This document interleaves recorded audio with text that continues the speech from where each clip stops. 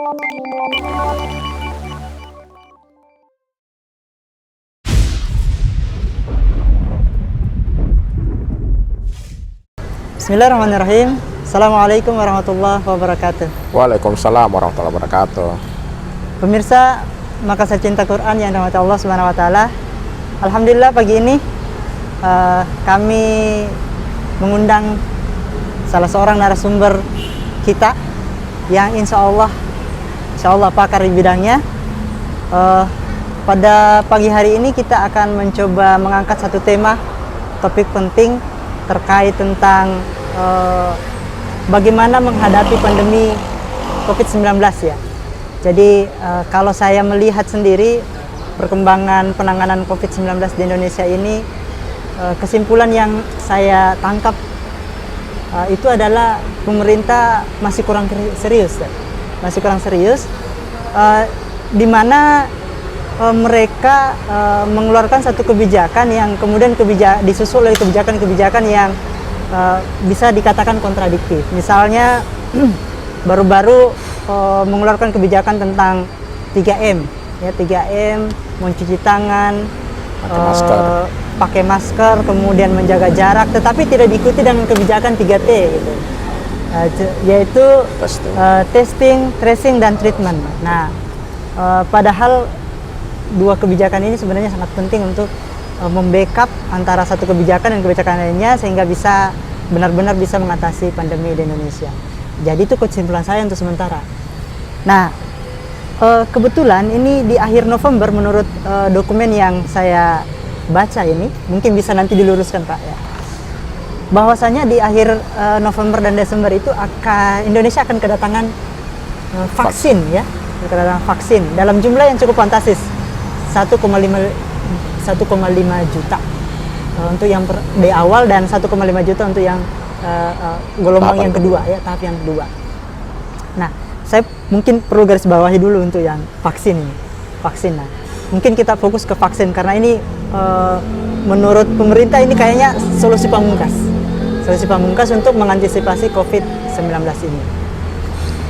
Nah, untuk membicarakan topik ini, di tengah-tengah kami telah hadir Bapak Nur Salam.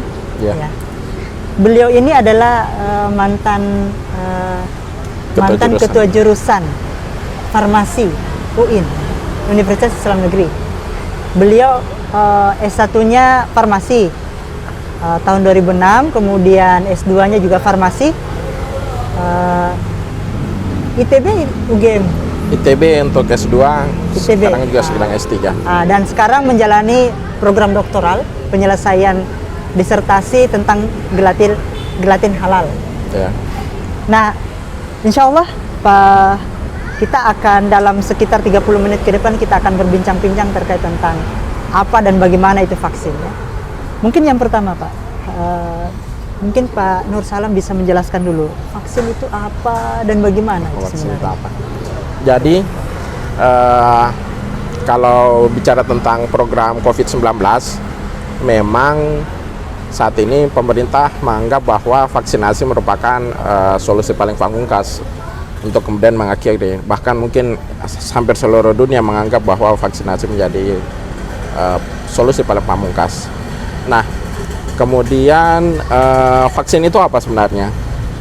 Vaksin itu bisa berupa virus yang dilemahkan atau bisa merupakan bagian dari virus yang kemudian ini dimasukkan ke dalam tubuh manusia untuk menghasilkan imunitas adaptif. Jadi imunitas itu ada dua, imunitas yang sifatnya bawaan yang memang secara umum tersedia langsung di dalam tubuh kita, ataukah imunitas adaptif. Imunitas adaptif ini harus ada stimulasi dari antigen untuk kemudian menghasilkan antibodi yang ini bisa melawan antigen tadi. Antigen ini bisa berupa seperti virus. Nah, kalau misalnya pemberian vaksin ini programnya disebut vaksinasi. Umumnya sebuah negara secara individual tujuan vaksinasi itu untuk memberikan kekebalan pada individu. Tapi kalau secara komunal maka dia dimaksudkan untuk membentuk herd immunity. Herd immunity itu adalah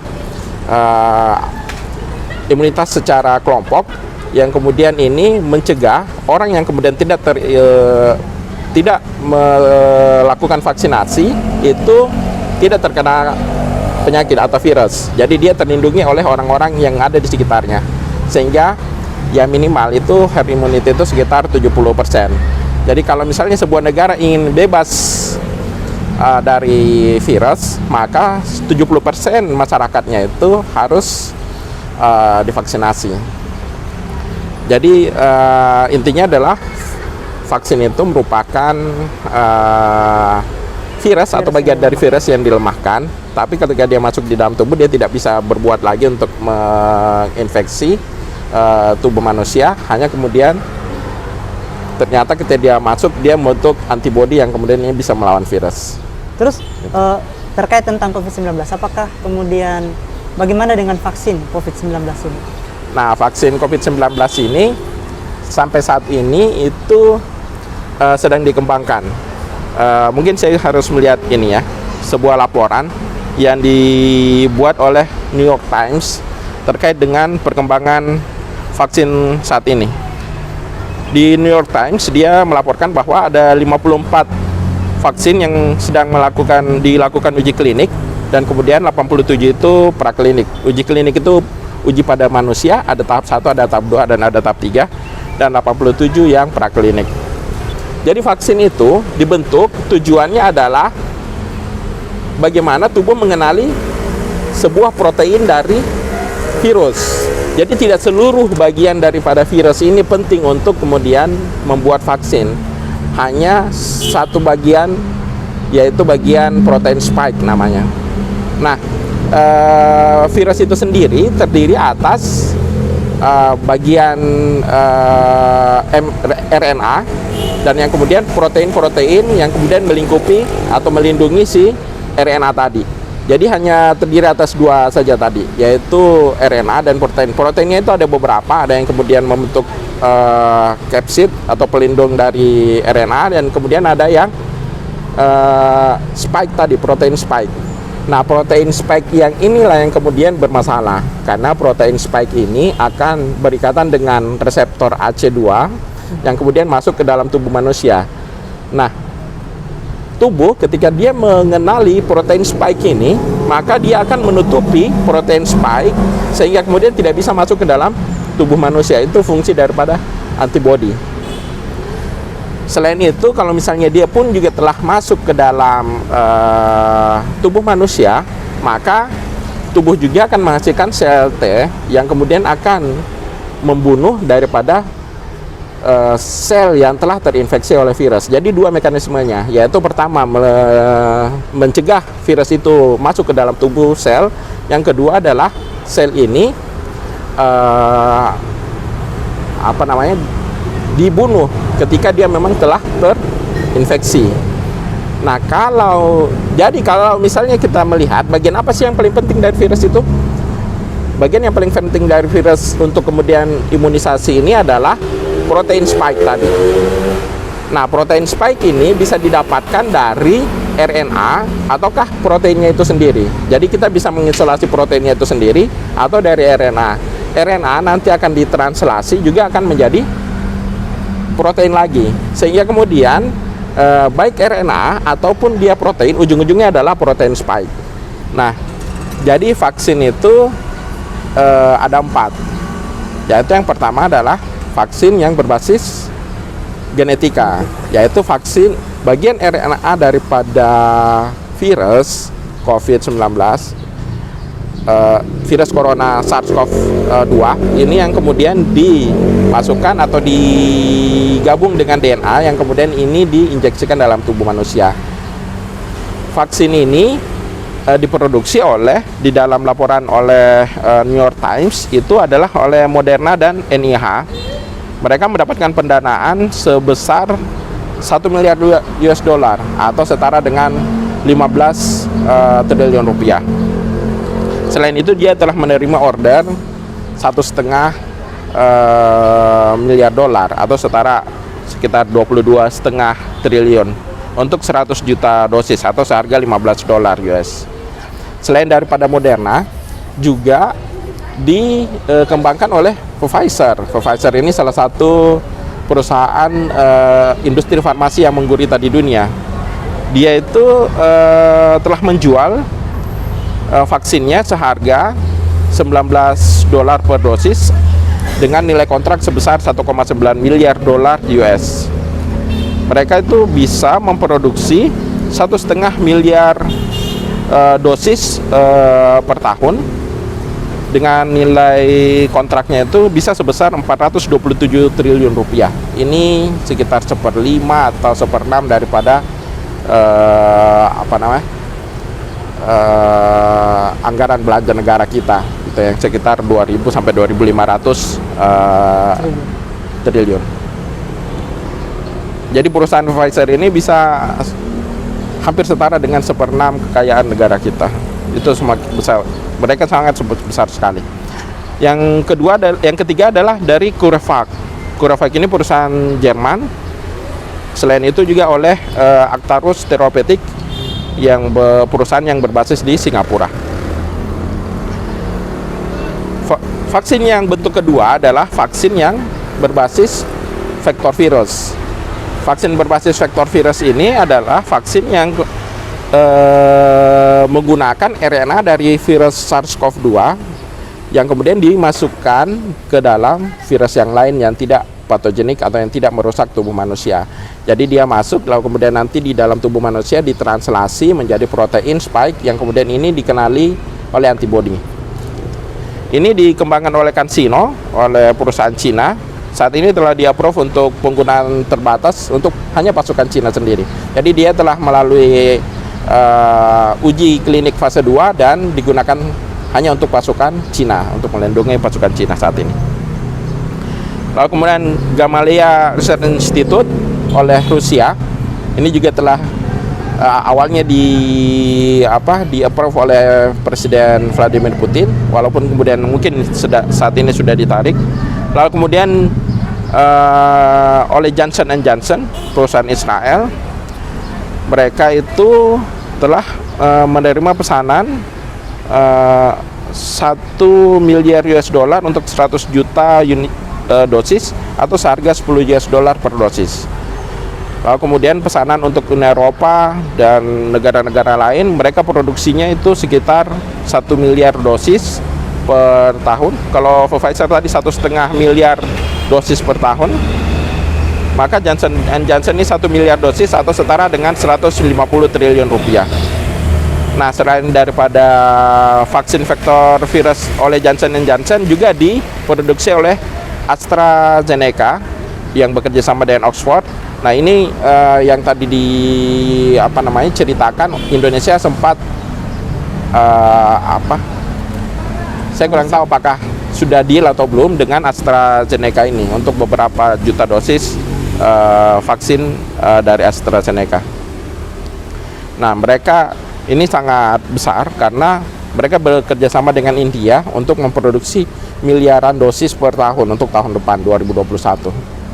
Lalu kemudian vaksin yang selanjutnya itu vaksin ketiga, yaitu vaksin dengan model yang dimasukkan adalah atau yang disuntikan adalah protein spike-nya itu sendiri. Jadi tadi RNA-nya yang sekarang ini dia memasukkan langsung yang proteinnya tadi. Nah, saat ini dikembangkan oleh Novavax. Kapasitas produksinya 2 miliar dosis per tahun. Kalau dengan Sanofi dan GSK, mereka menjual sekitar 21 juta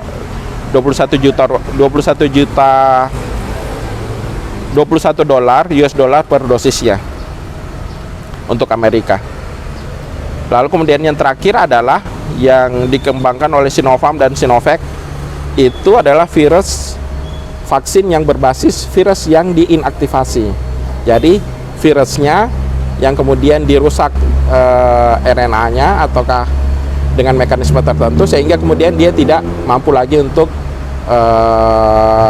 bereproduksi diri. Ini yang kemudian dimasukkan ke dalam tubuh manusia. Ini paling besar itu dikerjakan oleh Sinopharm dan Sinovac, dua perusahaan yang kemudian berbasis di Cina. Untuk yang Sinovac itu sendiri, itu telah bekerja sama dengan Bio Farma. Perjanjiannya menurut laporannya itu untuk produksi tahun depan itu 260 juta dosis seharga 45,5 triliun rupiah atau seharga 175 ribu per dosis. Nah, tapi perlu diingat keempat jenis vaksin ini itu belum tentu berhasil gitu. Di dalam pengembangan obat, dananya itu bisa sampai miliaran US dollar. Lalu kemudian dari 10.000 jenis senyawa atau 1.000 jenis senyawa itu cuma satu yang berhasil. Lalu kemudian dengan waktu sampai puluhan atau belasan tahun, 15 sampai belasan tahun lah. Jadi memang waktu untuk penemuan obat itu tidak singkat.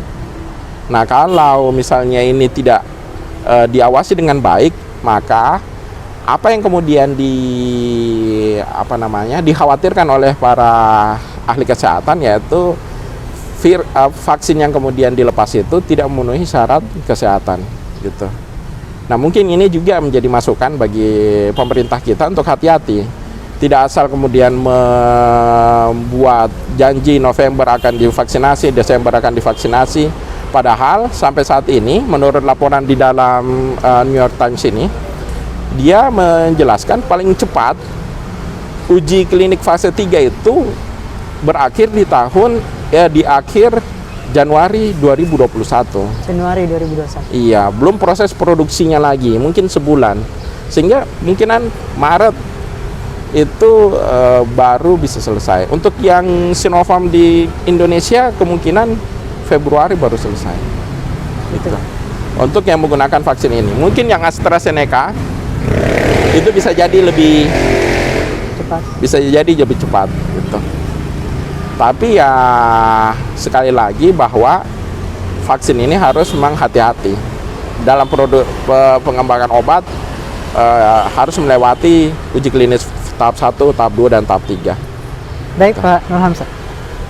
Saya menggarisbawahi tadi itu pernyataan tentang ternyata COVID-19 ini tidak hanya membawa bencana ya, pandemi ya, tapi juga membawa berkah. Ini saya garis bawahi. Saya ada catatan terkait tentang apalagi berapa kisaran harga dari vaksin yang akan dibeli oleh Indonesia dan akan dijual ke masyarakat. Itu ini catatan saya, Sinovac itu kisarannya 10 sampai 20 US.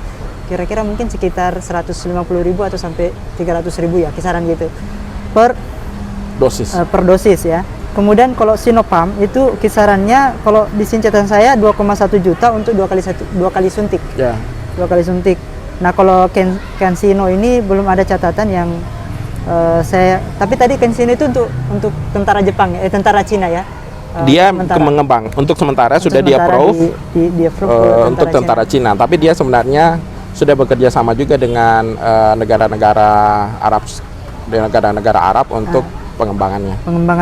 Nah, yang saya ingin pertegas di sini, ini dengan angka kisaran harga seperti ini, kalau dipikir-pikir ini mahal, Pak.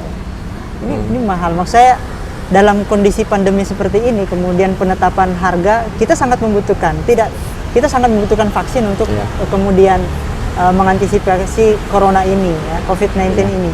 Tapi di saat yang sama ada penetapan harga yang cukup ya tidak seluruh warga negara mungkin bisa mencapainya.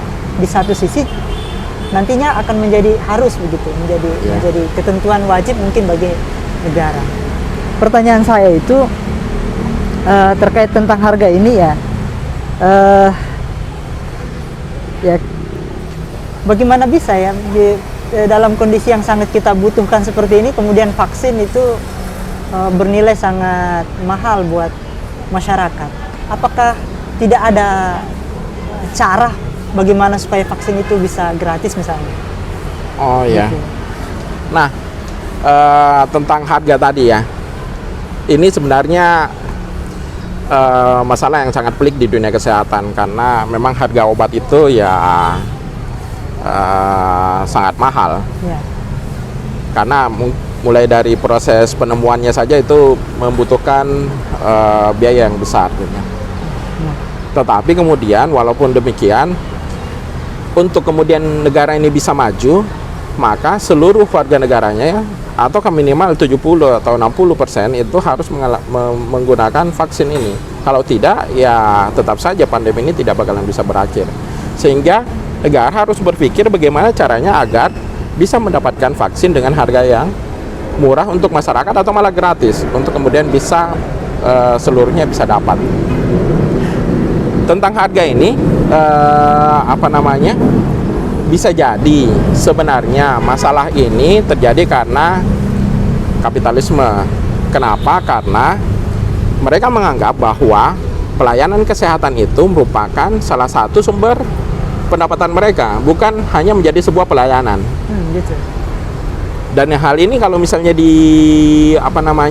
dikapitalisasi, maka ya tentu saja akan menyebabkan biaya kesehatan sangat tinggi. Dan ini menjadi masalah di hampir banyak negara-negara yang miskin, yang kemudian tidak mampu berobat ketika kemudian mereka sakit.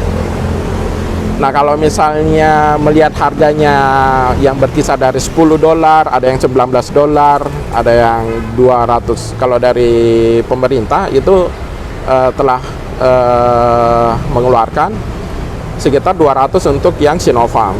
Yang AstraZeneca saya tidak tahu, mungkin lebih mahal lagi untuk yang AstraZeneca. Ini mungkin juga ini harga modal. Belum ketika ini dilepas di apotek ataukah di puskesmas atau di pelayanan kesehatan, itu berapa harganya kita tidak tahu, pasti lebih tinggi daripada itu. Nah, ini memang menjadi sangat sulit. Nah, kenapa hal ini didasari oleh kapitalisme yang kemudian sangat menggurita? Karena kemudian mereka telah memonopoli vaksin tersebut. Saat ini perlu kita ingat, mereka yang mendapatkan vaksin pertama akan meraih untung paling banyak. Yang Karena mendapatkan kontrak. Mereka, walaupun mereka sudah dapat kontrak tapi gagal kan, mungkin tidak dapat gitu. Ya. Tapi kalau mereka yang pertama dapat, maka mereka yang pertama dapat bisa memainkan harga gitu. Saat ini juga telah dipesan sehingga kemudian oleh negara-negara kaya, sehingga kemudian negara-negara miskin atau mereka yang kemudian negara-negara yang tidak mampu ini tidak bisa mendapatkan vaksin. Padahal mereka melakukan pre-order. Ya. Pre-order ini berarti apa? Ini berarti monopoli sebenarnya, yang kemudian praktek yang sangat lazim di dunia kapitalisme. Jadi mereka memonopoli perdagangan vaksin sehingga kemudian harga itu bisa mereka permainkan. Kalau menurut menurut Bill Gates kan juga menginginkan vaksin itu ada. Bahkan kemarin kena kontroversi tentang vaksin dari Bill Gates. Menurut dia harga vaksin itu seharusnya di bawah $3. Dan mereka sedang mengembangkan vaksin untuk negara-negara miskin dengan harga di bawah $3. Jadi kalau $3 ya sekitar Rp45.000 seharusnya, bukan seharga Rp50.000. Itu pun mungkin bagi beberapa orang itu menjadi sulit. Jadi harga vaksin itu berkisar antara 3 sampai 37 US dollar per dosisnya. Ingat, ini satu kali suntik. Kebanyakan vaksin itu disuntiknya 2 kali. Jarang ada yang cuma 1 kali. Jadi monopoli ini oleh negara-negara kaya untuk kemudian dalam rangka melindungi warga negaranya, ternyata menyebabkan harga vaksin itu sangat tinggi. Padahal mungkin ya, kalau menurut saya melihat pernyataan dari Bill Gates, biaya produksinya di bawah dari $3 gitu.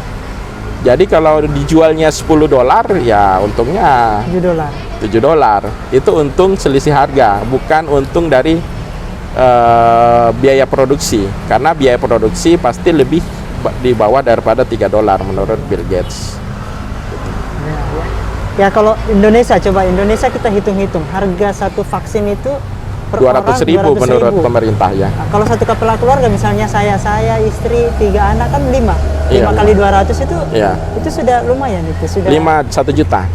2 kali sama kali dengan 2 juta. 2 juta penghasilan. Lalu penghasilan per bulan menurut data BPS yang di kategori miskin, kepala keluarga adalah 400.000 per orang, atau satu kepala keluarga sekitar 2 juta. 2 juta Berarti puasa sebulan.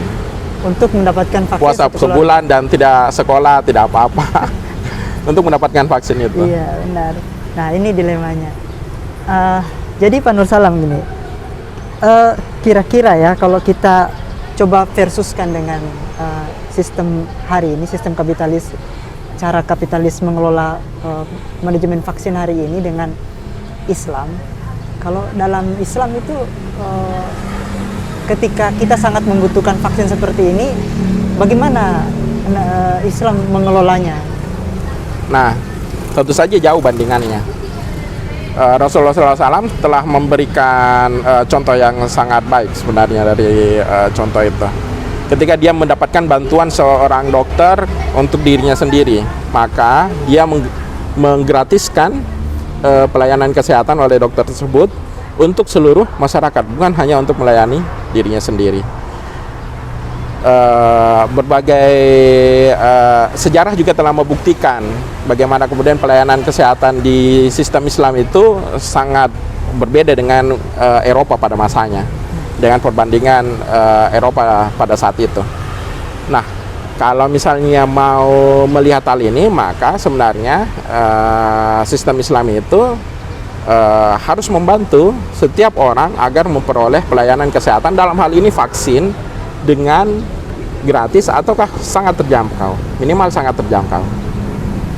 Dan ini tidak boleh diprivatisasi oleh sekelompok orang saja.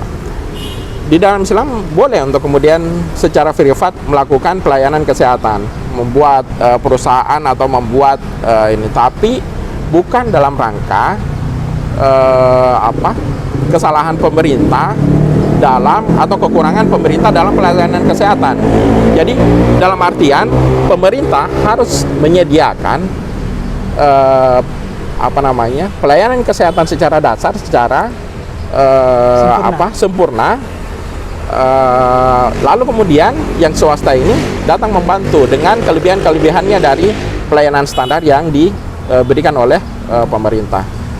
Jadi boleh praktek swasta, tetapi kemudian pelayanan kesehatan dasar itu harus terjangkau. Ketika ini kita ingin menerapkan pandangan Islam di dalam pelayanan kesehatan. Karena sejarah telah membuktikan banyak sekali kajian-kajian sejarah di mana dunia Eropa pada saat itu masih mengenal jampi-jampi di dalam pengobatannya, tapi kemudian TBC. Nah, mereka itu tahayul, bidah dan khurafat. Mereka menggunakan jampi-jampi di dalam pelayanan kesehatannya. Tetapi di dalam Islam ketika itu mereka telah menggunakan sains di dalam pelayanan kesehatan, sehingga tidak lagi berbasis khurafat saja atau jampi-jampi saja. Artinya saya bisa mengambil kesimpulan kalau misalnya ini sistem Islam, maka harusnya vaksin untuk COVID itu bisa gratis. Bisa gratis. Andai kata ini adalah sistem Islam. Terus untuk gratis itu pemerintah dapat dana dari mana? Sementara tadi dikatakan bahwasanya biaya mulai dari produksi obat sampai uji coba obat sampai menghasilkan sebuah obat itu mahal. Gitu. Ya. Itu bisa diantisipasi seperti apa? Kita membayangkan 3-4 miliar orang itu harus divaksinasi untuk seluruh dunia.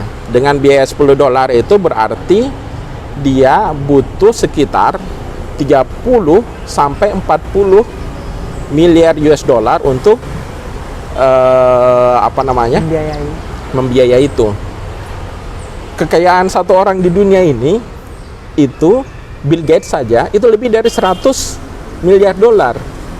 Jadi kalau 30% dan 40% dari kekayaan Bill Gates ini kemudian dia sumbangkan untuk kemudian membuat vaksin, maka sebenarnya Bill Gates bisa memfasilitasi seluruhnya untuk kemudian seluruh dunia bisa divaksinasi. Karena hanya seorang Bill Gates bisa menyelesaikan persoalan iya. vaksin ini sebenarnya. Nah, kalau misalnya sumber pendanaan yang diambil dari infak dan sedekah, sebenarnya itu mampu untuk menutupi semua biaya kebutuhan ini. Tapi tentu saja hal ini kan agak sulit, karena kan kalau dimintakin banyak begitu mungkin dia bakalan langsung bangkrut juga. Nah, sumber-sumber yang kemudian bisa diambil oleh negara yaitu ya misalnya tambang. Tambang saat ini itu kan sebenarnya salah kelola dengan cara diserahkan kepada pihak asing, sehingga keuntungannya itu juga bagi dengan pihak asing. Padahal ilmuwan-ilmuwan yang ada di Indonesia itu mampu untuk kemudian mengelola tambang-tambang ini dengan menghasilkan keuntungan yang besar pula, sehingga keuntungan yang kemudian lari kepada pihak asing ini bisa sepenuhnya diambil oleh Indonesia. Tambang-tambang itu, pajak itu untuk tambang itu berapa ratus triliun untuk Indonesia. Sedangkan kebutuhan untuk vaksin di Indonesia itu hanya 45,5 triliun saja. Nah, mungkin ya banyak juga pembiayaan yang harus dikeluarkan untuk pajak, tapi sebenarnya potensi yang bisa diambil di Indonesia itu sangat besar. Dana yang tersimpan di Indonesia, kalau menurut Presiden Jokowi, di dalam kantongnya itu ada sekitar 11 ribu triliun. Kemudian dana yang mengendap yang katanya juga tidak digunakan itu juga sangat besar. Itu semuanya bisa diputar untuk kemudian bisa untuk pelayanan. Nah, menurut saya sistem ekonomi dengan menggunakan sistem kapitalistik ini hanya menguntungkan negara-negara besar saja. Sedangkan mereka yang kemudian memiliki tanahnya itu sendiri itu hanya bisa tidak memperoleh tidak bisa menikmati kekayaannya mereka sendiri, itu dibawa ke orang lain, dan itu dari sistem itu saja, belum lagi infak, sedekah dan lain-lain yang kemudian ini bisa menutupi sistem keuangan yang dibutuhkan oleh negara. Baik, Pak Nur Salam. Nah, kesimpulannya yang bisa saya tarik bahwasanya ternyata Indonesia secara mandiri sebenarnya bisa membiayai pengadaan vaksin COVID-19 dengan segala apa yang dimilikinya, termasuk sumber daya alam dan sebagainya. Cuman mungkin salah kelola, Pak, ya. Kemudian ada satu masalah lagi bicara tentang vaksin ini, ya tentang adanya isu tentang pemanfaatan zat penyusunnya yang tidak halal, pemanfaatan gelatin dari babi misalnya. Itu bagaimana pendapat Bapak terkait dengan ini? Ya, nah perlu kita ingat bahwa vaksin itu basisnya adalah virus, dan virus ini tidak bisa hidup tanpa sel. Jadi kalau misalnya virus ini kita masukkan ke dalam air atau ke dalam ke dalam air misalnya, dia tidak bisa hidup karena dia harus masuk ke dalam sel supaya bisa hidup. Nah, yang menjadi sumber masalah pertama dari vaksin itu adalah, pertama, selnya itu dari mana? Di dalam Islam tentu saja kalau selnya, tempat hidupnya si vaksin ini adalah sel manusia, dan memang tidak semua sel hewan bisa hidup. SARS-CoV-2 ini tidak semua hewan bisa hidup di dalam sel mereka. Harus yang memiliki human AC2 sebagai reseptor untuk masuk, maka ini harus diperhatikan baik-baik. Dari mana kemudian mereka membibitkan virus tersebut, gitu. Itu yang pertama. Tentu saja ya bisa banyak solusi yang lain. Hewan-hewan yang kemudian bisa digunakan atau menjadi sumber sel-sel untuk dikembangkan menjadi tempat hidupnya virus. Baru-baru ini ada sebuah laporan penelitian yang menyebutkan bahwa dia mengembangkan tikus yang bisa mengekspresikan protein AC2 di dalam tikus. Tikus secara alami tidak bisa terinfeksi oleh COVID, SARS-CoV-2 ini. Tetapi dia merekayasa si tikus ini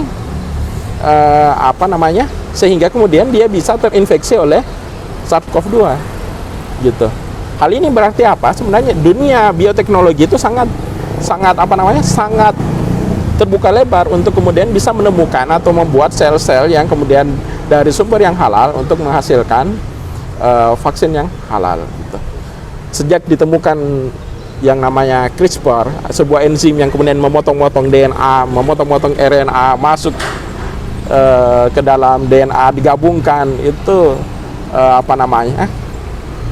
membuka lebar kemungkinan untuk melakukan terapi berdasarkan genetika atau perbaikan dengan genetika. Makanya orang curiga bahwa SARS-CoV-2 ini adalah buatan manusia. Tapi ternyata memang sehebat-hebatnya manusia belum bisa menyamai bagaimana Allah SWT membuat sesuatu secara alami gitu.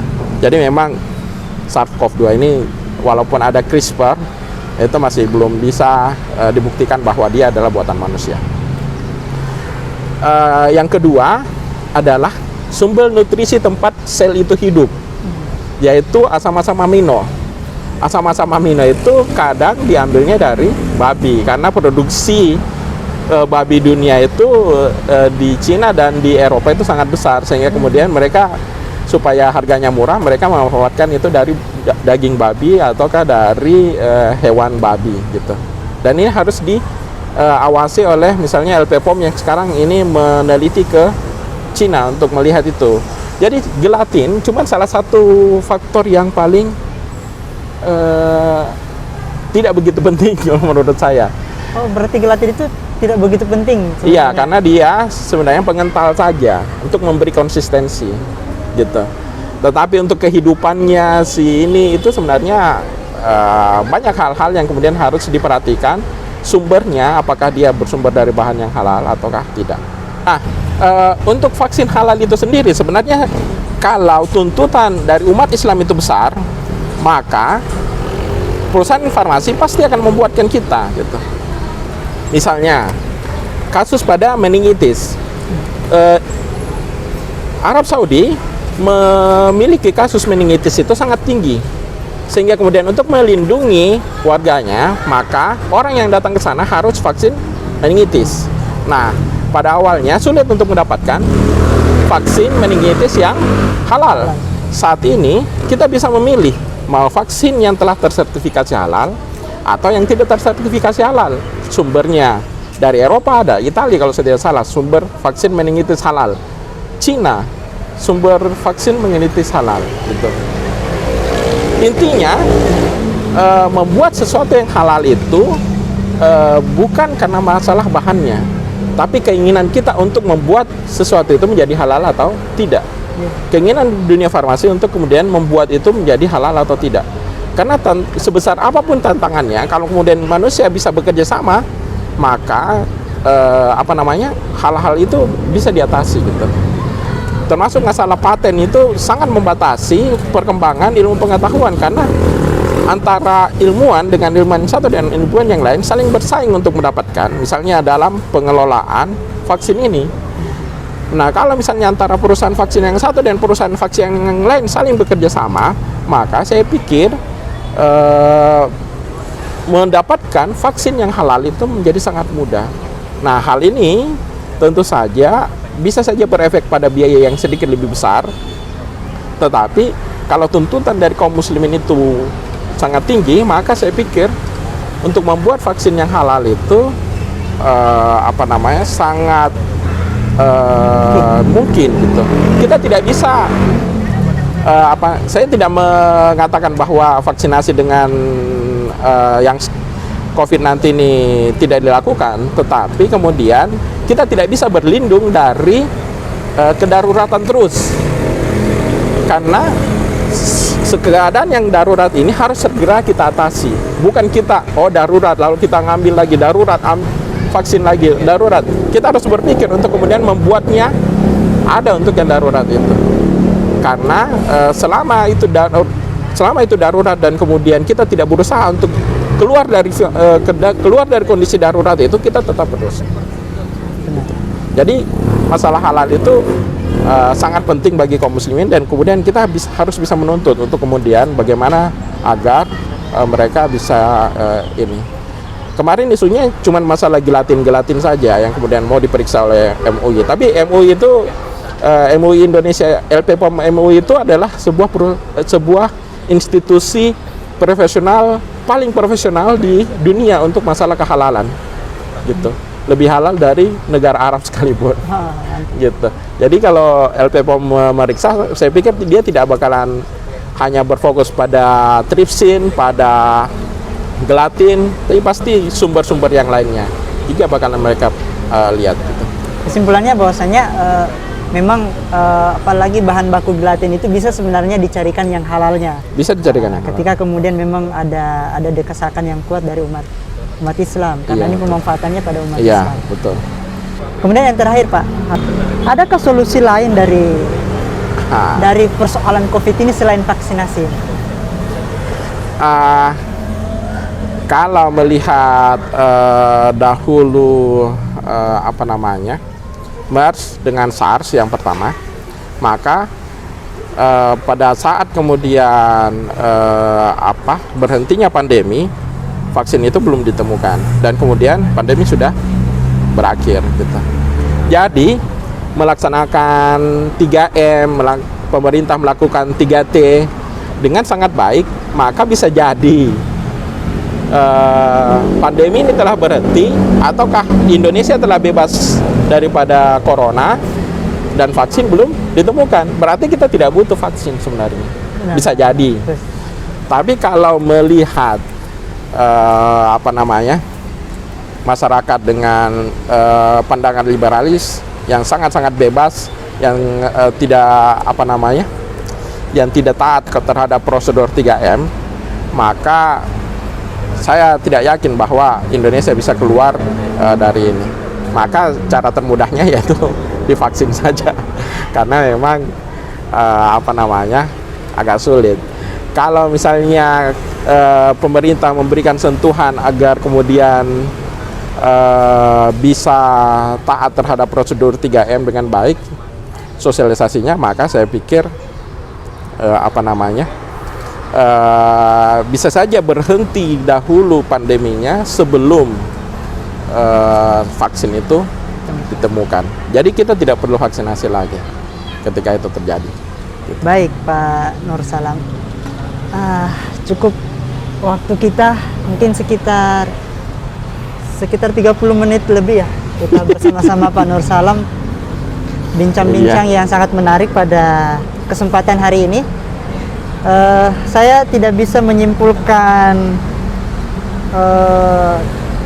saya persilahkan kepada para pemirsa saja menyimpulkan pembicaraan kami ini. Intinya bahwasanya vaksinasi adalah satu persoalan yang penting hari ini untuk menghentikan COVID-19, ya salah satu solusi. Namun kemudian perlu diperhatikan beberapa aspek ya terkait tentang kehalalannya. Namun kemudian untuk saat ini mungkin bisa diupayakan, tapi perlu penelitian yang lebih jauh lagi terkait tentang itu. Kemudian yang kedua, ternyata persoalan vaksinasi ini sebenarnya kalau dalam kapitalisme itu begitu mahal, tetapi dalam Islam itu bisa lebih murah, bahkan kemudian gratis.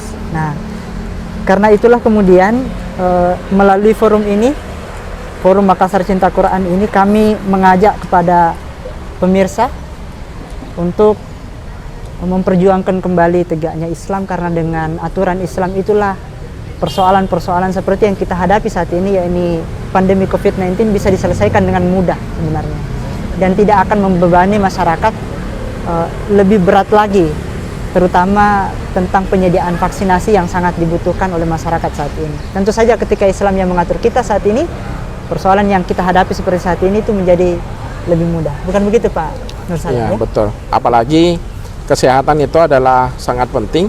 Ya. Dan tidak mungkin kita bisa sehat kecuali memang kita mampu mengaksesnya. Ya, benar. Dan kalau itu mahal, ya itu bakalan menyiksa kita. Benar. Baik pemirsa Makassar Cinta Quran yang dirahmati Allah Subhanahu wa taala, demikianlah acara kita hari ini. Semoga kita bisa bertemu lagi pada program-program yang lain dengan topik yang lebih menarik tentunya. Silahkan bergabung dengan channel kami dan silahkan mengikuti perkembangan topik-topik pembahasan kami ke depan. Demikian, Assalamualaikum warahmatullahi wabarakatuh. Waalaikumsalam warahmatullahi wabarakatuh.